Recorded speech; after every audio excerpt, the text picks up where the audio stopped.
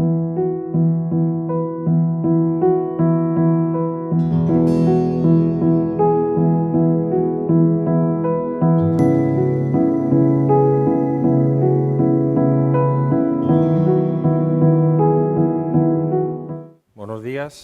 días a todos.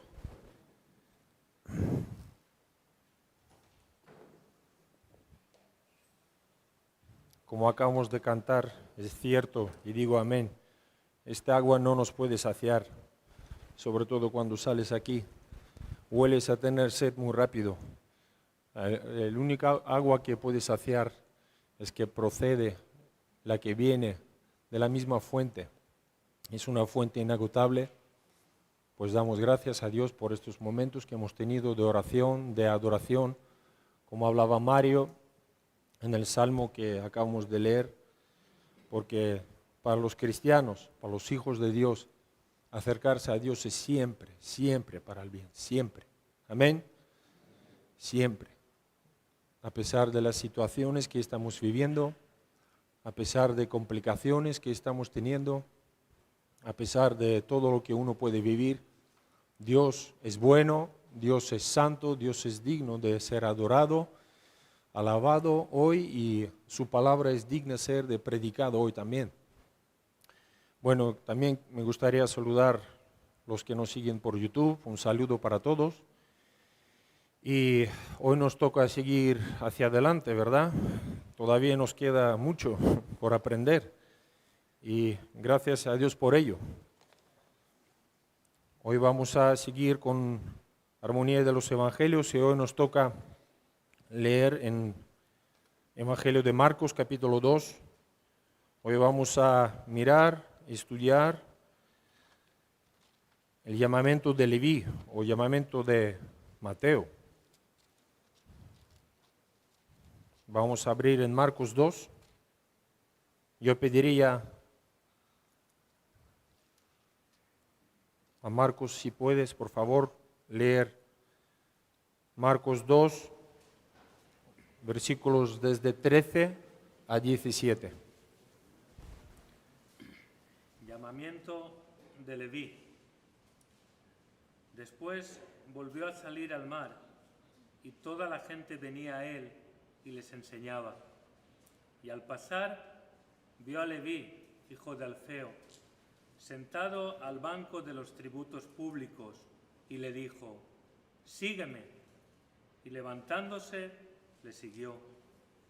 Aconteció que estando Jesús a la mesa en casa de él, muchos publicanos y pecadores estaban también a la mesa juntamente con Jesús y sus discípulos, porque había muchos que le habían seguido. Y los escribas y los fariseos, viéndole comer con los publicanos y con los pecadores, dijeron a los discípulos: «¿Qué es esto? ¿Que él come y bebe con los publicanos y pecadores?» Al oír esto Jesús les dijo: «Los sanos no tienen necesidad de médico, sino los enfermos. No he venido a llamar a justos, sino a pecadores». Y antes de meternos en el tema, me gustaría hacer un hincapié y espero que venimos a las reuniones con ganas de aprender, siempre lo decimos porque así tiene que ser, debe de ser por lo menos, porque vamos a mirar ahora un llamamiento que se hizo hace muchísimos años, hace muchos años, pero yo te quería animar hoy y hacer un pequeño enfoque allí. Este llamamiento es vigente en el día de hoy. Muchos de nosotros, los que hoy estamos aquí, un día hemos oído ese llamamiento en nuestros corazones, cuando Jesús nos dijo: «Sígueme, levántate». Y por ello estamos hoy aquí. Gracias a Dios que Él pasó en aquel momento, aquel tiempo que estamos viviendo, sin ninguna esperanza, sin ningún futuro, y de repente la gracia de Dios se acercó a nosotros y hoy podemos gozarnos como estamos hablando, hoy podemos alabarle, hoy podemos cantarle, y es eso. lo que yo quería enfocar antes de empezar. Y aquí vamos ahora a ver versículo por versículo. En versículo 13 nos dice, después volvió a salir al mar. ¿No? ¿Después de qué estamos hablando? ¿Después de qué? En la semana pasada, Dani nos hablaba, nos explicaba, y lo que Jesús hacía. ¿Dónde pasa todo esto? Estamos en Capernaum, está las cosas sucediendo en Capernaum, donde Jesús acaba de sanar un paralítico, ¿no? En la semana pasada, vuelvo a repetir, lo hemos visto, lo hemos estudiado. Los estudiosos dicen que tenía que ser enseguida, como mucho en el día siguiente. Después de lo que Jesús hizo aquel milagro, Él volvió a salir al mar y toda la gente venía a Él y les enseñaba. Esa es también una parte muy importante, ¿no? En la semana pasada también nos lo recalcaron bastante. La enseñanza de Jesús, lo que Jesús hacía. El Evangelio de Marcos, la verdad, si te pones a estudiarlo, enfatiza mucho la actividad de Jesús, ¿no? Jesús hacía muchos milagros, Jesús sanaba a los enfermos, Jesús echaba fuera a los demonios. Y Marcos se enfoca allí. No hay mucha enseñanza, muchas palabras. Parece que vemos lo que Jesús hacía. Pero la expresión que él da aquí, dice, les enseñaba, es algo típico en el Evangelio de Marcos. Les enseñaba, lo recalca. ¿Por qué? Porque la enseñanza era el ministerio, el propósito más importante. Claro, él hacía milagros como estamos hablando, pero haciendo milagros eran señales que confirmaban la autoridad de su palabra. Y como nos hablaba Dani la semana pasada, a Jesús era de igual donde predicar. Le vemos predicar en una casa, aquí le vemos predicar en el mar, donde podía acercarse más gente, mucho más gente. También vemos a Jesús en la sinagoga, sea donde sea. Y eso creo que nos quedó bastante claro desde la semana pasada, ¿no? La importancia de la enseñanza. Lo que hijos de Dios, los redimidos, lo que debemos de hacer nosotros. No poder predicar el Evangelio como apóstol Pablo dice a su hijo amado Timoteo, a tiempo y fuera de tiempo.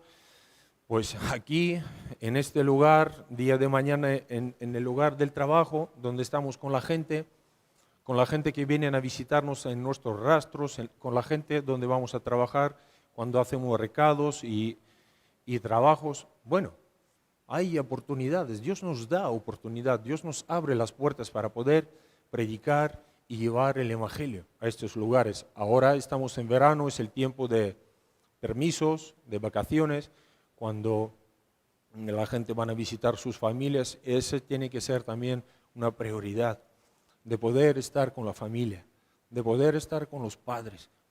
Sabemos muy bien cuánto lo necesitan, la salvación, nuestros padres. Sabemos que oramos por ellos. Sabemos que tienen enfermedades. Y sabemos que también necesitan una palabra de parte de Dios. Y seguimos adelante, ¿no? Dice, y al pasar, en versículo 14, y al pasar, vio a Leví, hijo de Alfeo, sentado al banco de los tributos públicos, y le dijo, sígueme, y levantándose, le siguió. Pues quería también un poco enfatizar dónde ocurre todo esto, ¿no? Como estamos hablando. Esto ocurre todo en la ciudad de Capernaum, y si tú pones a un poco escudriñar, estudiar dónde está la ciudad, a qué se dedicaban la gente allí. Los historiadores dicen que había 3 centros importantes en Israel, aduaneros, donde había aduanas, donde se cobraban los impuestos. Había 3.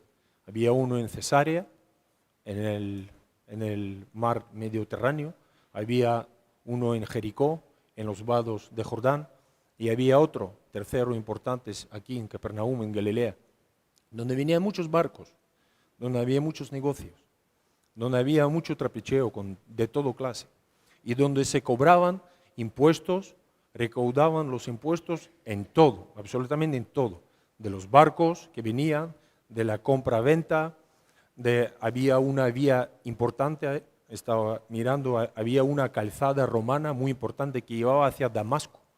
Entonces se cobraban impuestos por utilizar esa carretera también. Algunos piensan que descansaban caravanas ahí, otros dicen que no. No sé, es interesante, bastante. Y también hablan de los pescadores que estaban pescando en el lago allí de Galilea, tenían que pagar los impuestos. Y ayer justo hablamos con Mario, incluso algunos se atreven a decir que los discípulos como Pedro, como Juan, como Jacobo, que estaban ahí en este lugar pescando, seguramente tendrían que pagar ahí los impuestos en esta ciudad por pescar allí. Eso no lo sabemos con seguridad, eso es lo que opinan algunos. No vamos a darle tanta importancia. Simplemente los comento para que sepamos dónde suceden las cosas, qué es lo que está ocurriendo, en qué tiempo está pasando todo ello. Y dice que al pasar vio a Leví, hijo de Alfeo, vio a Leví. En el Evangelio de Mateo, que lo escribió por curiosidad el mismo, ¿no?, cobrador de impuestos, que fue usado. Dicen algunos, también opinan que él tenía formación, sabía escribir, sabía echar cuentas, era un hombre elocuente y posiblemente fue utilizado por Dios mismo de poder escribir ese evangelio que tenemos, evangelio de Mateo. Nombre de Leví, aquí aparece el nombre de Leví, ¿no? También estaba mirando, hay pensamientos que posiblemente fue nombrado a este nombre en el honor de la tribu de sacerdotal que era Leví, levitas, eran sacerdotes. Pero por curiosidad, y lo vamos a mirar ahora, el oficio que ejercitaba, ¿verdad? Sabemos cuál era su oficio, ahora vamos a meternos ahí en esto. Y cuando fue llamado, su nombre fue cambiado por el nombre de Mateo. El nombre de Mateo significa don de Dios, ¿no? Y ahí vemos esto. Jesús pasa por ahí, en este lugar, en este momento, y vio a Leví, ¿no? Volvemos pues a recalcar lo que dice en el Evangelio de Mateo, dice, vio un hombre. Pero ¿qué es lo que podían ver la gente en el Leví, en el Mateo? ¿Qué es lo que podían ver incluso los propios discípulos? ¿No? Podían ver un traidor. Cuando miraban a los publicanos, que era publicano, podían ver extorsionadores, podían ver ladrones que perdieron por completo temor de Dios y se dedicaron a este oficio. Y ahora me gustaría hablar un poco de este oficio. ¿Por qué? ¿Por qué les consideraban traidores? ¿Por qué les consideraban a los publicanos extorsionadores? ¿Por qué? ¿Cuál fue el origen de ese oficio, ¿no?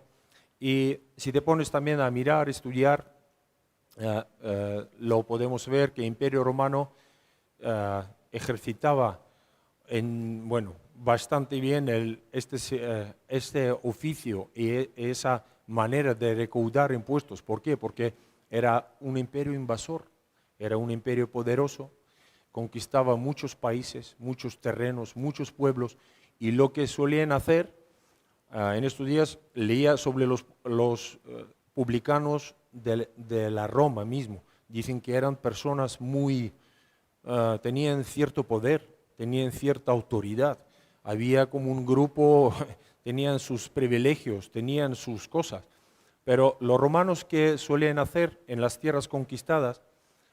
Ponían las personas de la misma localidad.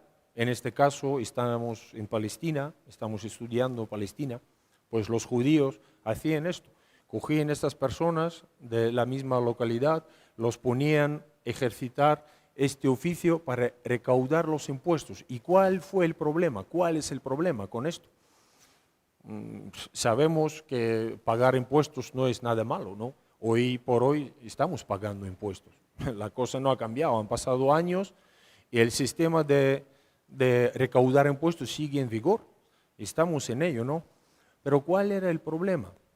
Y es curioso un dato que decían que este grupo de los publicanos, o incluso llevado a un jefe de los publicanos, ellos llegaban a un acuerdo, estaban haciendo un tratado de poder pagar el impuesto por adelantado, por ejemplo, anual, un tributo anual o un tributo mensual, no sé cómo lo hacían, no lo explican mucho cómo lo hacían, en pagar en un año o en un mes, y lo pagaban por adelantado. ¿Y qué hacían con sus propios paisanos, con sus propios compatriotas? Les imponía unos impuestos elevados. ¿Para qué? Para recobrar este dinero que fue pagado a los romanos y de esa manera de poder enriquecerse, ¿no? De poner algo en su bolsillo. Ahí donde fue el problema, ahí donde fue la clave. ¿Os acordáis cuando los publicanos vienen a bautizarse al río Jordán, donde está Juan Bautista? Y le preguntan a Juan Bautista, dice, ¿qué es lo que debemos de hacer? ¿Y qué les dice Juan Bautista? Dice, no exijáis más de lo que está establecido. No era algo malo pagar impuestos o cobrar los impuestos, pero deberían de ser gente honesta, deberían ser gente honrada y cobrar impuestos lo que debían de cobrar. Y lo que hacían era al contrario. Y eso, cuando romanos hacían esto, ponían pues la gente del pueblo local a esto, eso abría la puerta a toda corrupción y toda la maldad. Esta gente pues hacían abusos con la gente. Si te pones a estudiar y leer es interesante. Cómo abusaban de sus propios paisanos. Por eso estaban tan mal vistos en el pueblo de Israel. Tú te pones a mirar cómo les ponían los publicanos y los cobradores de los impuestos. Les ponían en el mismo nivel con prostitutas, con pecadores, incluso con los gentiles.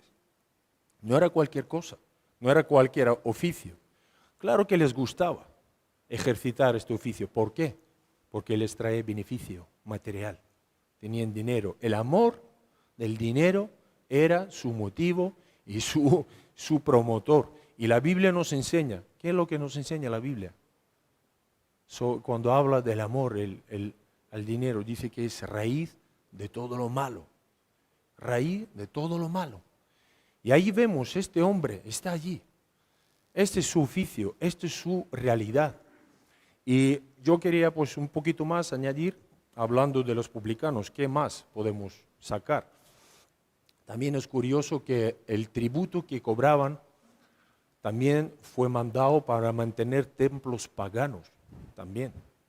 Se mantenían pues templos paganos donde se practicaban toda clase de vicios, toda clase de perversidades, y los judíos, siendo pueblo como son, celosos por la ley de Dios, creyendo en el único Dios verdadero, veían tan mal esta colaboración, los consideraban como auténticos traidores. ¿Por qué? Porque perdieron, dicen, todo el temor de Dios.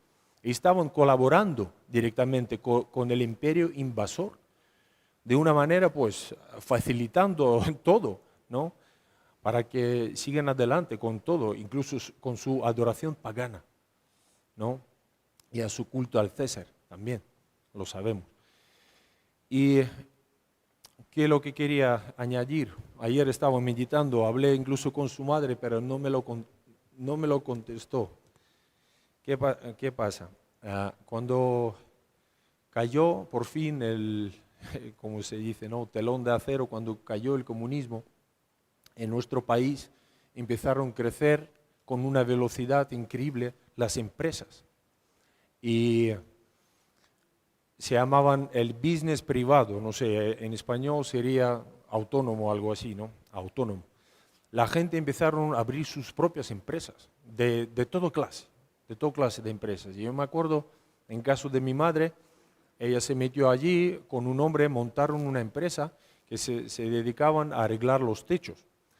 Eran 2 directores, 2 socios, contrataban los obreros, les llamaban y de una manera atendían a arreglar tejado de una nave, de un edificio. Y siempre me enseñaba esto y me hacía mucha gracia, ¿no? Porque mis padres querían que yo caminara luego en sus pisadas, digamos, ¿no? Que yo cogiera riendas del negocio, que yo me dedicara a esto, a lo otro. La verdad que salió muy mal todo esto de los negocios, pero mi madre contaba siempre, porque ellos llevaban siempre doble caja, todas las empresas, y me lo decía abiertamente, dice, nosotros no podemos llevar la única caja. Y yo le dije, ¿por qué? Dice, porque el gobierno nos oprime, gobierno nos pone un impuesto, si vamos a pagar este impuesto, honestamente, lo que debemos de pagar no nos llega ni para vivir. Entonces, ¿qué hacían? Llevaban esto, doble cuenta, doble caja, y lo más curioso, yo creo que la vi esta mujer, cada mes venía una inspectora.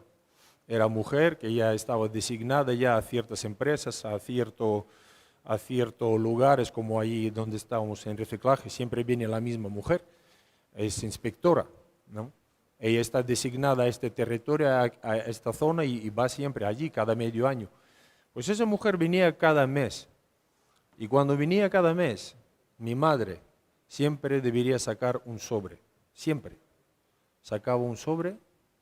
Dentro del sobre ya podéis imaginar lo que había, ¿no? No hace falta explicar, ¿no?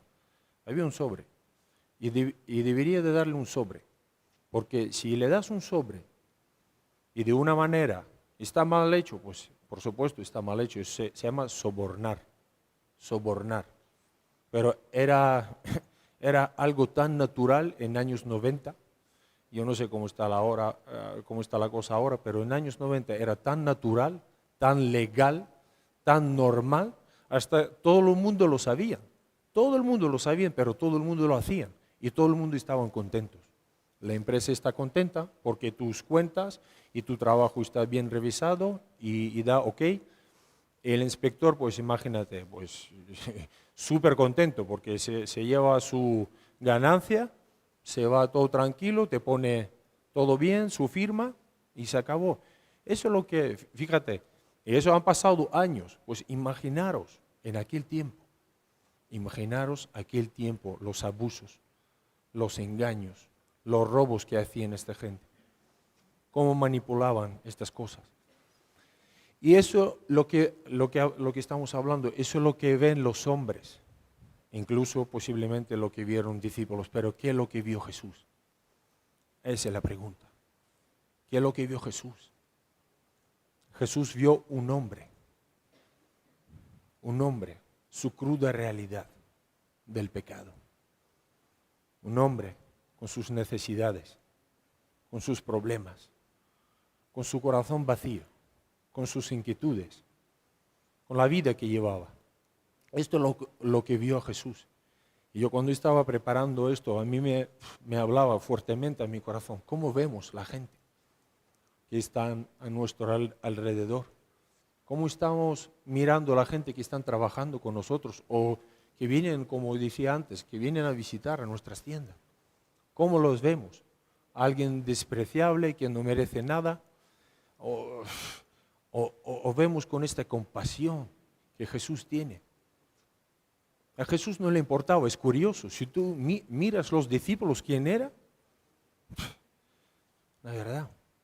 Es curioso, había pescadores que estaban ahí pagando impuestos a estos publicanos, tenía publicano con él, su discípulo tenía el Simón Celote, que eran revolucionarios total, que estaban en contra de la invasión romana, y Jesús tenía compasión para todos, y tenía misericordia para con todos, y los tenía con él, enseñándoles con paciencia, siempre con paciencia, con amor, ¿no? Y esto es lo que vio. Y le dijo, sígueme. Dice, levantándose, le siguió.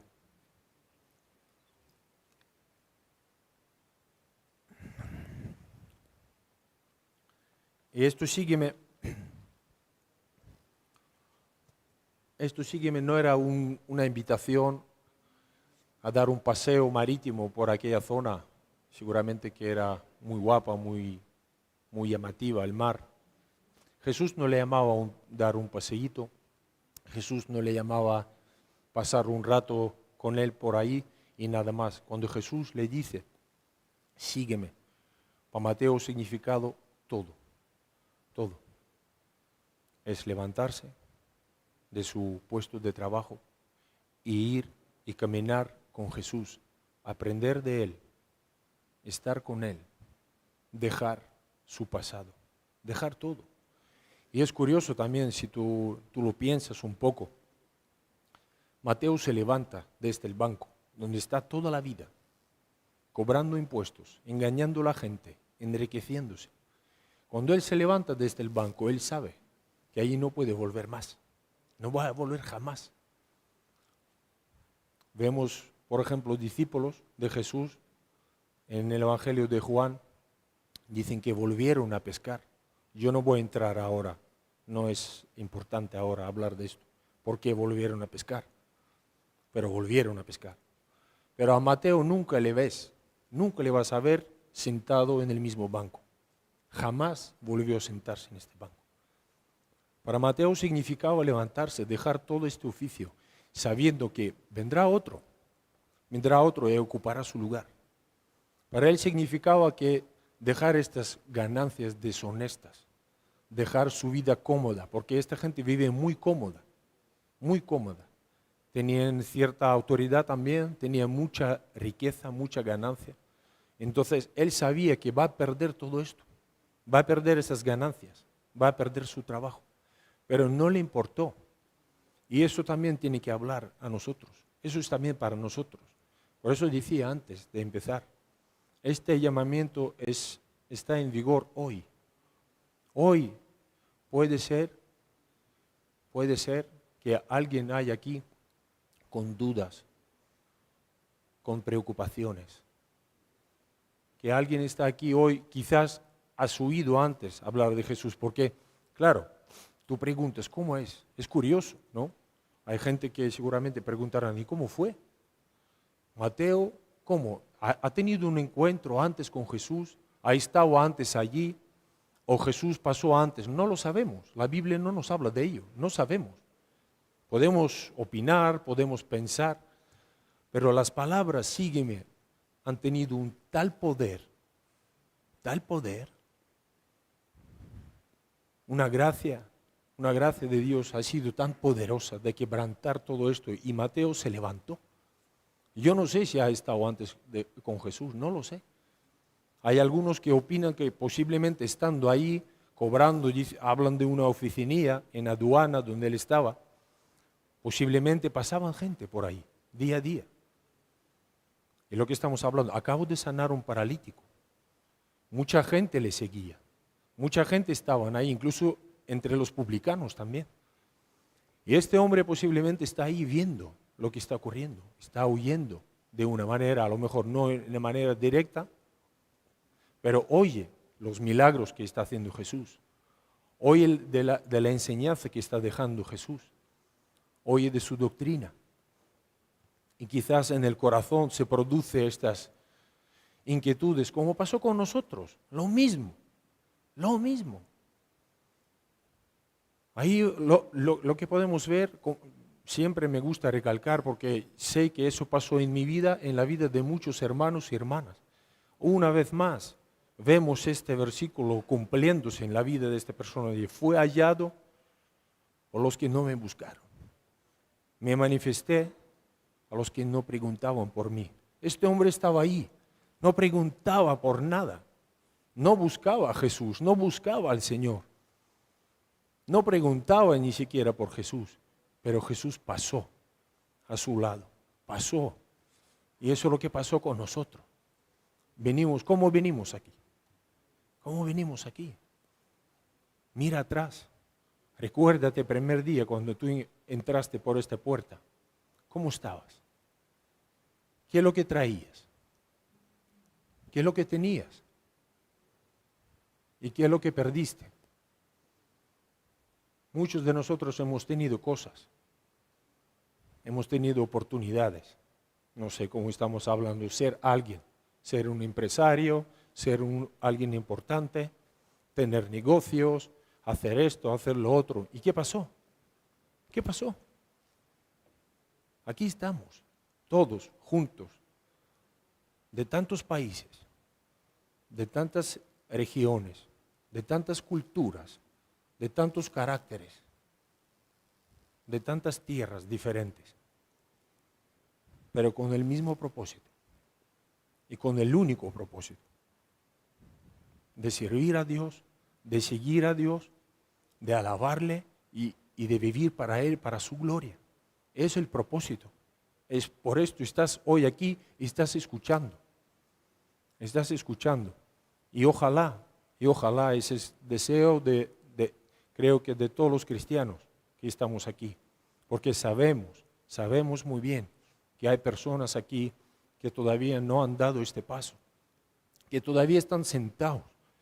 Y Jesús pasa un día, y Jesús pasa otro día, y Jesús pasa otro día, y estamos ahí sentados y no reaccionamos. No reaccionamos. Y así puede pasar toda la vida. Y así puede pasar toda la vida. Toda la vida podemos estar en el mismo sitio, en el mismo lugar, escuchando el Evangelio y lo que vamos a mirar ahora, murmurar, juzgar, criticar, opinar y así. Y todo el día así. Y ojalá, vuelvo a repetir, ojalá que podamos meditar hoy sobre ello y ojalá que podamos tomar decisiones importantes para nuestras vidas, porque yo sé que no es fácil, sé muy bien que no es fácil, no es fácil. Yo me acuerdo, yo estaba en Extremadura en 2001, una tierra ahí seca, no hay nada atractivo ahí, no hay nada ahí, nada que te puede enamorar, aparte de jamón y aceite de oliva, nada más. Nada atractivo. Mis padres me llamaban y preguntaban siempre, año tras año, ¿qué va a hacer? ¿Qué va a hacer de ti? ¿Qué haces ahí?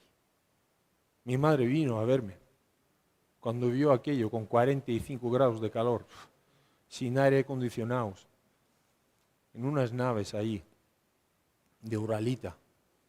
Dice, ¿qué haces aquí? ¿Cuánto tiempo vas a seguir aquí? ¿Por qué no sales a la calle? ¿Por qué no vas a buscar un trabajo? ¿Por qué no vas a buscar una mujer? ¿Por qué no formas una familia? Esas son preguntas que nos atormentan. Temores que tenemos.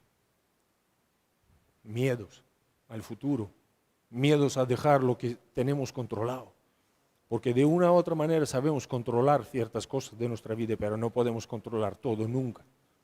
Por eso hoy estamos aquí. Porque eso ya se ha ido de todo el control nuestra situación. Y hoy tenemos oportunidad de que Cristo, el Hijo de Dios viviente, toma el control, toma riendas de nuestras vidas y nos puede llevar hacia adelante. Y eso es lo que pasó con muchos de nosotros.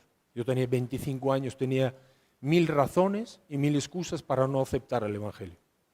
Decir, soy joven, ¿qué voy a hacer aquí toda mi vida? Enseguida se levanta, enseguida, yo lo sé porque hablo mucho con las personas, enseguida nos salta en el corazón este temor. Yo creo que es el temor más grande que tenemos todos. Aceptar a Cristo significa estar en reto toda la vida. Yo no lo sé si tú tienes que estar aquí toda la vida. Yo no sé si voy a estar aquí toda la vida. Yo sí que quiero estar caminando con Cristo. Eso sí, eso lo tengo muy claro. Porque sé el camino que he escogido. Porque sé, como decía antes Mario, que Dios ha sido bueno, que Dios ha hecho tanto por nosotros. No podemos calcular, no podemos hablar de tantas maravillas que Dios ha hecho en nuestras vidas. Estaremos aquí todo el día hablando, que hay que acabar ya son las 1:30 ya. Tantas maravillas, tantos milagros, tantos prodigios. Nos ha dado vida, nos ha librado, nos ha salvado.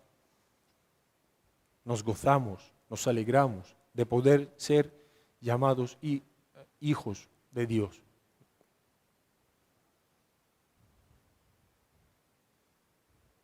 Y aquí vemos este coste. Hay un coste para seguir a Cristo. Mira lo que pone en Marcos 8 más adelante.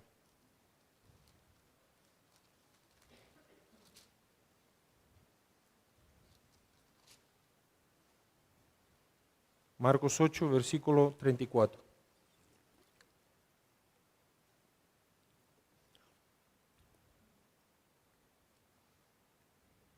Dice, y llamando a la gente y a sus discípulos, les dijo, si alguno quiere venir en pos de mí, niéguese a sí mismo, tome su cruz y sígame. Es el coste de seguir a Cristo. 34. ¿Y yo qué he dicho? 24. Perdón, Marcos 8, 34.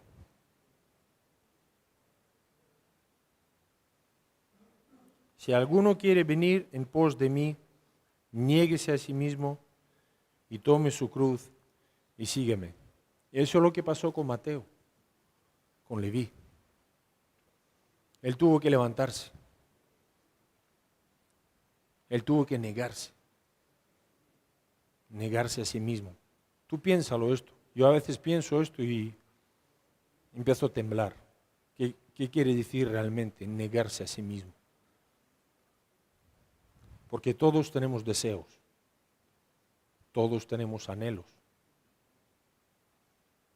todos queremos estar bien, todos queremos tener salud, todos queremos vivir bien. Es una lucha, porque Cristo no nos llama a una comunidad, vivir cómodos, vivir bien y ya está, estar ahí sentados, gozándonos de los bienes, gozándonos de cosas, aunque Dios en su misericordia, en su gracia no las da, no nos las da. Tenemos cosas, gracias a Dios, tenemos comida, tenemos vehículos, tenemos casas preciosas, tenemos mucho, lo que antes ni siquiera teníamos y ni podíamos tener, lo que hemos perdido a causa del pecado, a causa de la vida del pecado. Y Dios nos ha dado tanto. Dios nos ha dado tanto. Y aquí vemos ese coste. Mateo se levanta y sigue a Jesús. Y también hay una promesa preciosa a los que siguen a Jesús, que pues de una manera pues contestan a esa invitación. En Juan, mira lo que dice en Juan 12, 26. Me gusta este versículo muchísimo, lo tengo muy presente siempre en mi corazón. Y justo tiene que ver con lo que estamos hablando hoy. Juan 12, 26.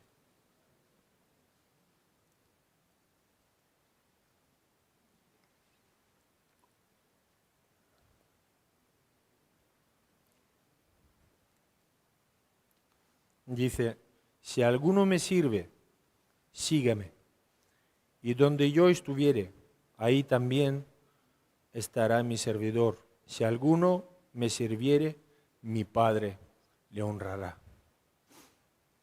Esa es una promesa, preciosa promesa. Sabiendo esto, se van los temores, se van los miedos, sabiendo que Cristo mismo se ocupará de nosotros. Él sabe lo que necesitamos. Él sabe lo que vivimos. Sabe lo que sufrimos, como hace poco nos explicaron muy bien. Es un Dios que contesta a la oración. No es un Dios sordo. No es un Dios mudo. No es un Dios que está indiferente hacia nuestro dolor, nuestra preocupación, nuestra situación. Es un Dios que está dispuesto de ayudarnos siempre. Y vamos a estar, como dice Él, donde Él estuviera. Ahí vamos a estar. Ahí podemos ya hablar tanto, ¿verdad?, de las promesas que hay, donde Jesús dice, voy a prepararos un lugar. Ya te pones a pensar, ya tienes para todo el día puedes pensar y meditar, ¿qué lugar es? ¿Cómo será? Donde no habrá ni llanto, ni dolor, ni pecado, ni maldad. Solo meditando estas cosas te animas. Ahora estamos acabando el Evangelio, el libro de Apocalipsis, ¿no? Estamos acabando. Ahí donde hablan de todas estas cosas, un lugar preparado, un lugar precioso, un lugar que Dios ha preparado para los que le buscan, para los que le aman, para los que le sirven, para los que quieren andar con Él. Y volvemos al Marcos, seguimos adelante, en 15.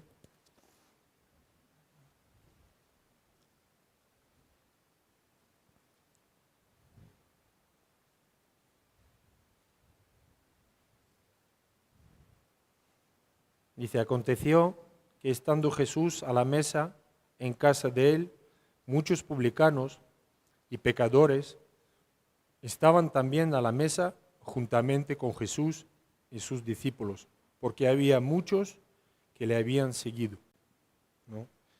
Aquí vemos otro Mateo ya. A partir de aquí su vida empieza a cambiar.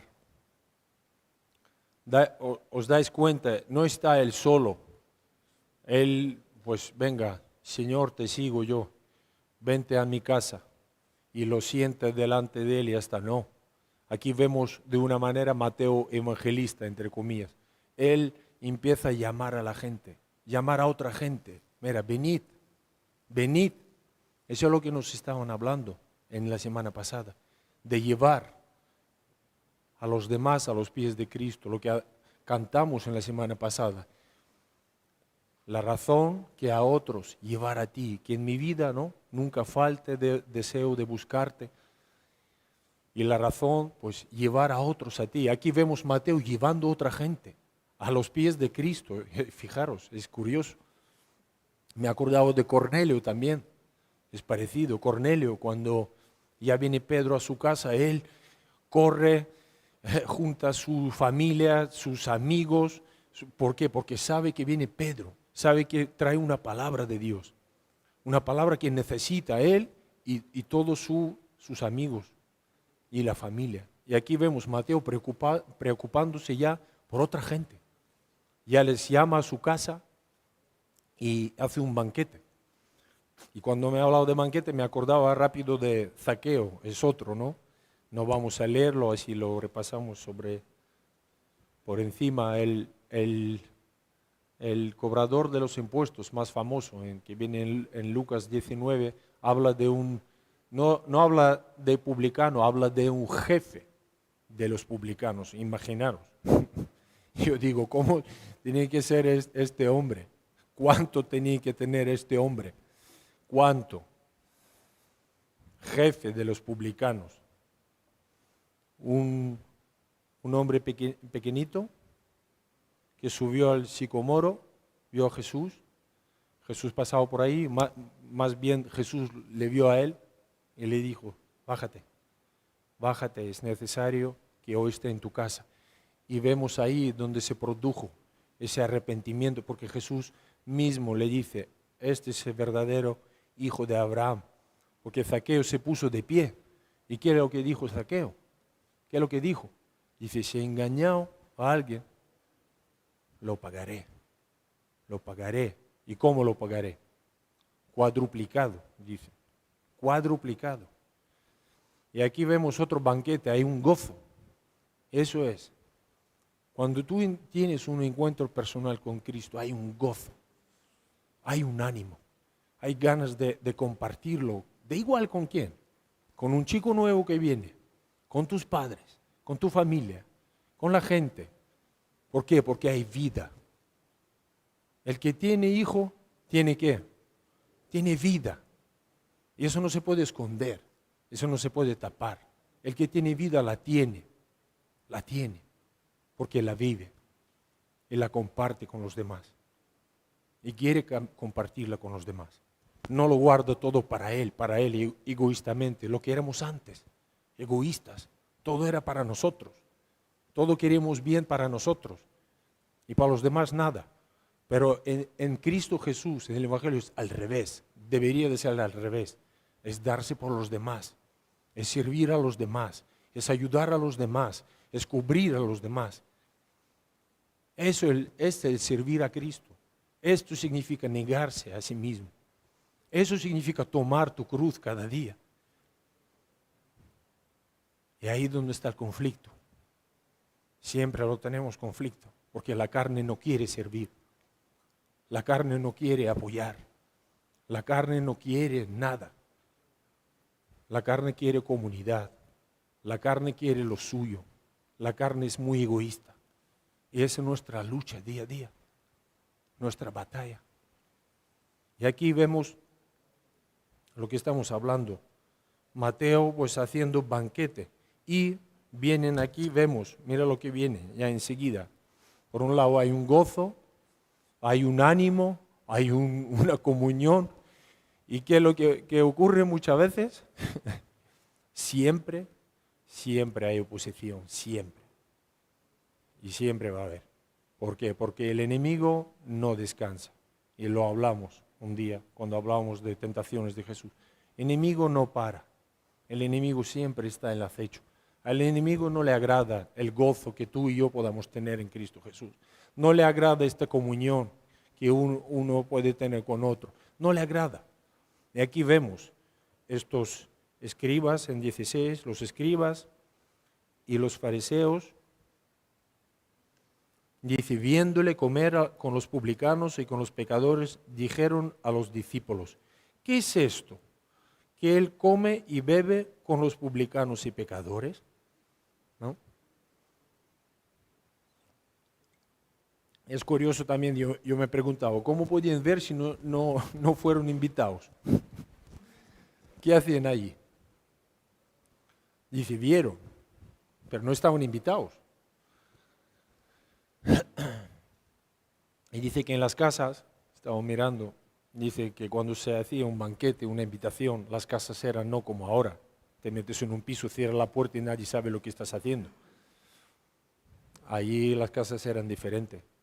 Las casas tenían grandes patios, una puerta grande, y cuando la gente entraba en las casas y se regocijaban, y había comunión, y había gente, pues la gente salía al patio y hablaban, y eso podían ver mucha gente, muchos vecinos, la gente que pasaban por ahí, y seguramente, estos estos escribas y fariseos oyeron que algo está ocurriendo, algo está pasando en esta casa. Dice, vamos a verlo.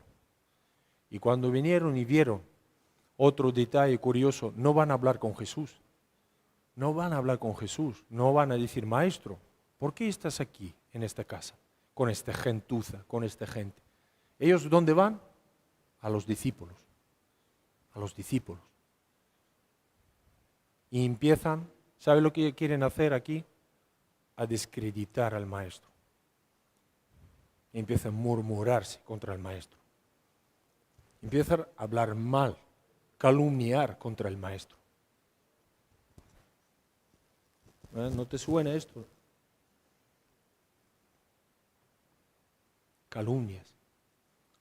Porque ellos, como eran tan devotos al cumplir la ley de Dios, las ordenanzas, lo que nos explicaban todos estos estudios, la ley ceremonial,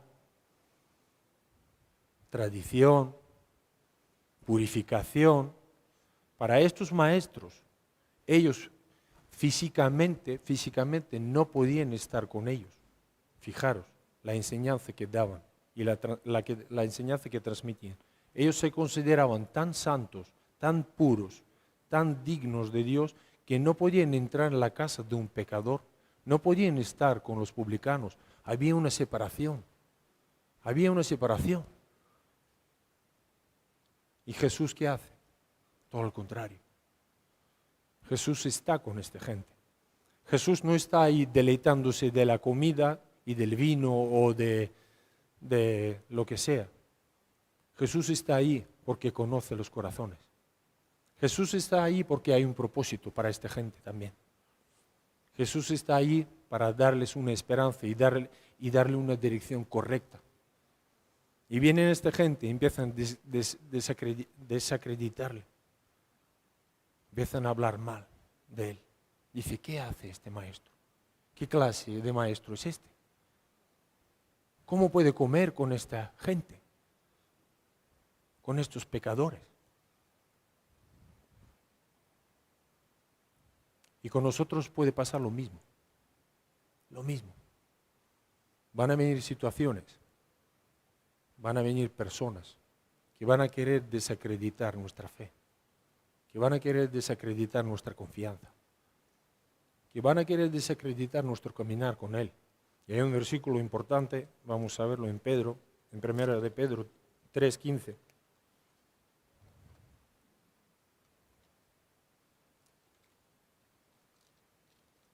Ya queda poco.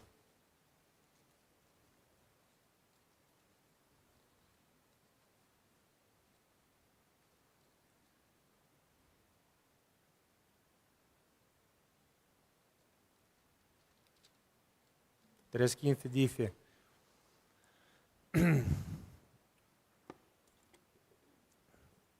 sino santificad a Dios el Señor en vuestros corazones y estad siempre preparados para presentar defensa con mansedumbre y reverencia ante todo el que os demande razón de la esperanza que hay en vosotros, teniendo buena conciencia para que en los que murmuran de vosotros como de malhechores sean avergonzados los que calumnian vuestra buena conducta en Cristo.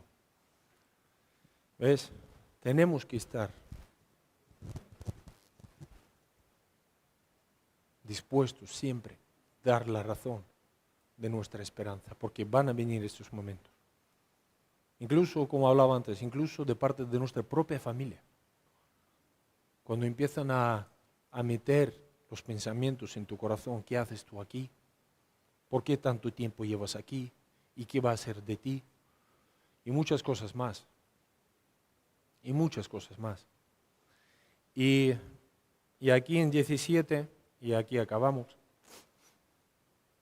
también al oír esto Jesús, a mí me gusta, me animó esto, de que Jesús oye las calumnias, de que Jesús oye estas murmuraciones y viene a defender a su pueblo, y viene a defender sus discípulos, viene a defender su gente, el que está con él. Jesús oye esto, lo que están diciendo, y dice, y les dijo, los sanos no tienen necesidad de médico, sino los enfermos. No he venido a llamar a justos, sino a pecadores.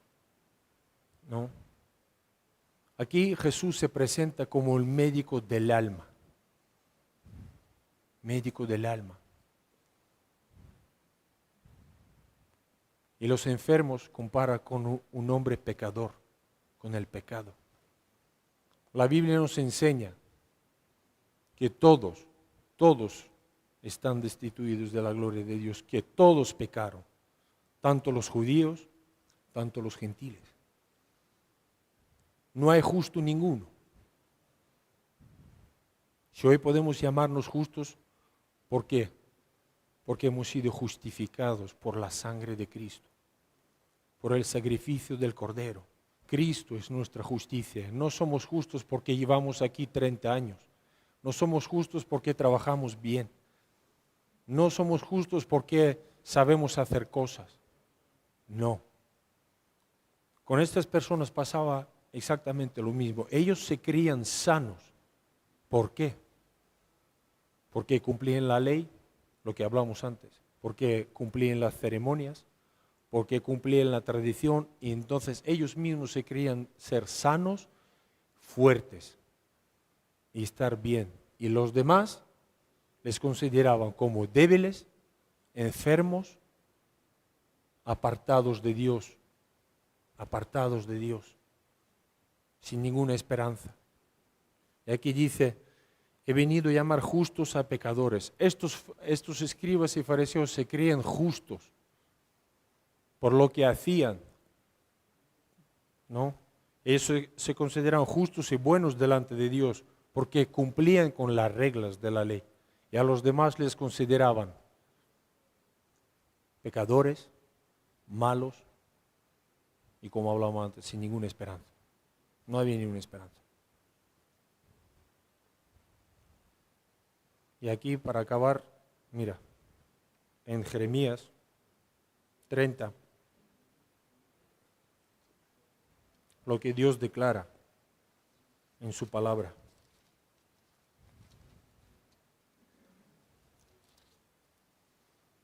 Esos son versículos también bastante compartidos entre nosotros, me gusta también, me llama atención. Y tiene que ver con lo que estamos hablando. Jesús es el médico de nuestra alma. Jesús y solo Él nos puede sanar. Solo Él puede derramar su sanidad sobre nosotros. Él, ya en Antiguo Testamento, nuestro Dios se presenta como yo soy tu sanador. Yo soy tu sanador. Y aquí dice en Jeremías 30, 12 y 13, dice así, porque así ha dicho Jehová. Dice, incurable es tu quebrantamiento y dolorosa tu llaga. No hay quien juzgue tu causa para sanarte. No hay para ti medicamentos eficaces.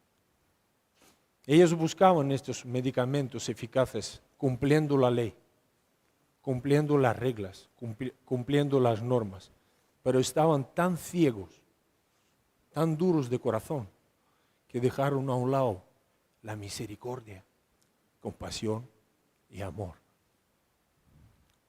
En Mateo añade también, yo no quiero ir ahí, pero Mateo añade también, Jesús les dice a estas personas, dice, id y aprended. ¿Qué quiere decir? Misericordia quiero y no sacrificio. Misericordia. Y claro, a todo el mundo nos gusta cuando tengan misericordia de nosotros.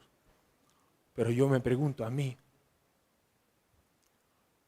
¿cuántas veces no soy misericordioso con los demás? ¿Cuántas veces no actúo como Jesús actúa conmigo? Y Él les manda a aprender esto. No les manda a aprender otra cosa. Dice, id y aprended. ¿Qué significa? Misericordia quiero. Y esa es la clave. Ellos estaban tan ciegos, tan obstinados, pensando que eran justos, sanos, y no podían recibir de esta manera, no podían recibir la sanidad que Cristo mismo les quería dar. Y eso nos tiene que hablar a nosotros, a nuestra vida, a nuestro corazón. ¿Cómo nos consideramos a nosotros mismos? ¿Somos dignos de algo? ¿Somos justos? ¿Somos fuertes? ¿Y no necesitamos nada? ¿O te consideras que eres un enfermo, eres débil y necesitas al médico? Porque luego hay una promesa aquí, hay una declaración de nuestra situación. La gente que no busca a Dios, esa declaración incurable, no hay manera de ayudarte, no hay manera. No hay medicamentos eficaces. Pero fijaros la diferencia cuando uno reconoce su debilidad, cuando uno reconoce su condición y clama a Dios y empieza a buscar, cuando se levanta desde el banco y empieza a caminar por sus caminos a su lado. Mira lo que dice en Jeremías 33, 6, 33, versículo 6.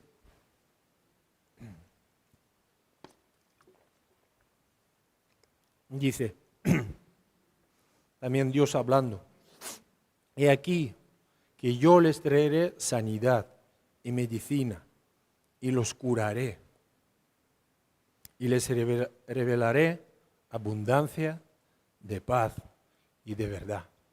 Amén. Y aquí lo quiero dejar.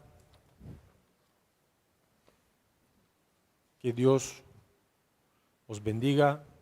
Que Dios os ayude a meditar sobre lo que acabamos de leer y vamos a hacer una oración. Pues Señor, te damos gracias por este día, gracias por esta reunión. Gracias porque tú has sido bueno con nosotros, Señor. Tu misericordia es nueva cada mañana. Hoy tenemos un día de misericordia, Señor, y queremos acudir a tu misericordia, Señor. Señor, sabemos que sin ti nada somos y solo tú, Señor, sanaste nuestras enfermedades, solo tú sanaste nuestros corazones y nuestras almas, Señor. Estábamos ahí sin ningún propósito, sin vida, sin esperanza, pero tú pasaste a nuestro lado y nos llamaste a seguirte, a servirte, Señor. Gracias por llamarnos, Señor. Gracias por acercarte a nosotros, Señor. Gracias porque tu amor nos alcanzó, Señor. Gracias, Señor, porque tú y solo tú perdonaste nuestros pecados, Señor.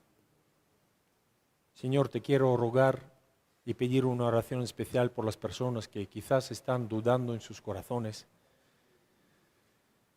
que no se atreven a tomar esas decisiones, que pueden ir a ti, Señor, a tu presencia, Señor, clamar a ti, que tú estás dispuesto de derramar también sanidad a sus corazones, Señor, a sus almas. Oh, Señor, ten misericordia de nosotros, Señor, y ayúdanos también a ser misericordiosos con los demás, Señor. Muchas gracias por tu palabra, Señor. Tu palabra es viva y eficaz. Tu palabra tiene poder para convertir el alma, Señor. Tú y solo tú tienes poder, Señor. En ti confiamos, Señor. A ti queremos adorar hoy, Señor. Recibe la gloria y la honra, Señor. Gracias por poder estar aquí hoy, Señor. Gracias por mis hermanos, por mis hermanas, por cada familia, Señor. Gracias por nuestros padres que tanto te necesitan también, Señor. Oramos por ellos, Señor, también. Oh, Señor, bendícenos con tu presencia, Señor. Queremos seguirte, Señor, y queremos servirte, Señor. En el nombre de Jesús te lo pedimos. Amén.